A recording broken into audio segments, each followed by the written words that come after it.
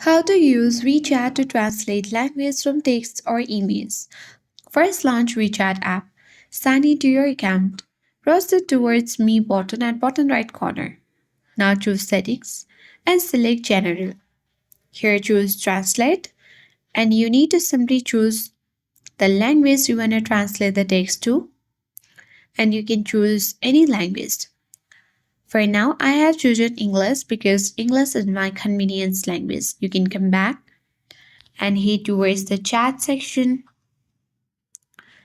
by tapping bottom left corner of your screen. Now select the browse button at top right, and from this menu, choose the scan button.